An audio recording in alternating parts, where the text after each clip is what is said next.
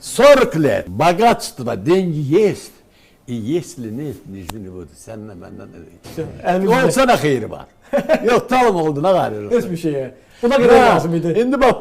İndi bak bu günlerde bize lazım idi. Olmadısa indi ben pullara kağıt kimi bakıram. Kağıt. Rəviş rəhmətlik deyirdi. Deyir mən dünən deyir mən pul lazım idi. Tapamadım. Bu gün deyir bir neşe oldu. Səhv eləmişim. Hə bu dünən lazım idi. İndi deyir. Çok doğrudan elədi. Ama bir Reşit müəllim var. O da deyir ki, 50 лет здоровье есть, если нет нижней не будет. 50 yaşına kadar sağlamlısın, korkma, sağlam giderirsen. 50 yaşına kadar tam balet, tut balet değilsen ağrı üstü ağrı gelecek, gözleme. Bu sizin fikriniz, ha? Bəli. Gözəl. Bir dənə şərh var, mən o qədər güldürüb, bir yaxda danışıram bunu. Deməli, bir nəfər yazmışdı bunu, 2022-ci ildə yazıb. Deməli, hansısa bir kənddə gəlin qaynatası ilə televizora baxır. Rəşid Mahmudov orada çıxış eləyir. Gəlin də deyib ki, Rəşid Behbudov budur. Mən ona elə ki, bəzən ucqar yerlərdən danışırıq. Belə bir insan ki, orada təhsil olur. Bu adam hələ Rəşid Behbudovla Rəşid Mahmudovu ayıra bilmir. Bunu nə qədər görmüşəm mən. Bəladır o. Bəli. O bilirsən nətərdir? Bizim hələ o bizə unutqan xalq deyirlər. Mən havayı demədim o yod məsələsini. Mənə yod Rəşid də deyirlər. Zakon Rəşid də deyirlər. Çünki son çıxışları sadəcə yodla bağlı. Bilirsən yod nədir? Bu oğul. Yod elə belə şeydir. Yod insanın ağlıdır. O sinir üzərində miyerin qışı ağıldır o. O varsa ağlın var. Yoxsa yoxdur o. Yod çox vacibdir belə bax. Çox vacibdir. Vacib yox, çox var. O da bizim torpağımızda, suyumuzda azdır. Nə qədərdir? 21, 47. Olmalı 125 pikogram. Gün nə qədər azdır? Japonlar nə qədər? Onlar dənizin, dəniz otundan, dəniz kələmindən, dəniz yosunundan qidalanırlar, dənizdə də yod doludur. Bir sutkada 7000 pikogram yod qəbul edir.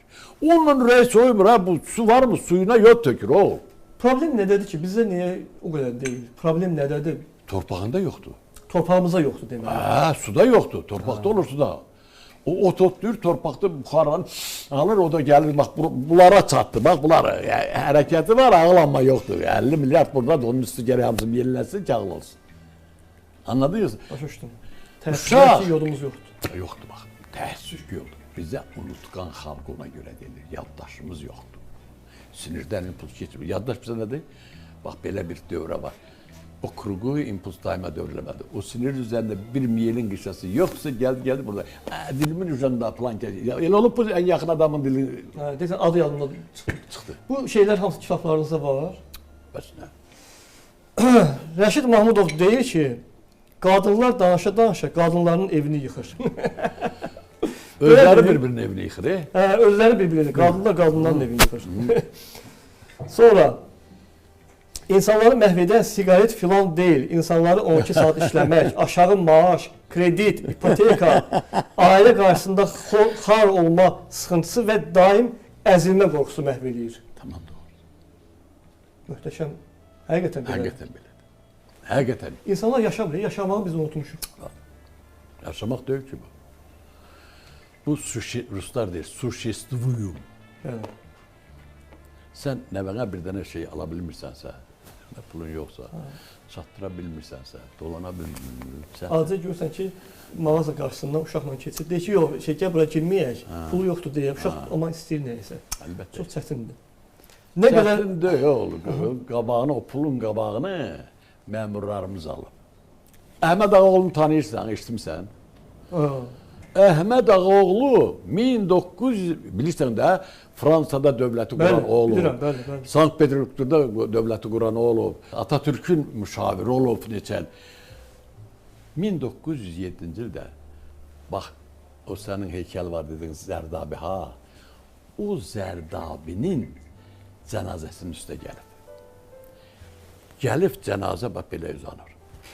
Əlini qoyur cənazəyə deyir, ey müqəddəs ruh, sən o dünyaya gedirsən. Gedəndə o dünyadan bizim valideynlərimizin yaxasından tutub silkələyərsən, bu nə məmləkətdir mənə qoyub getmirsən?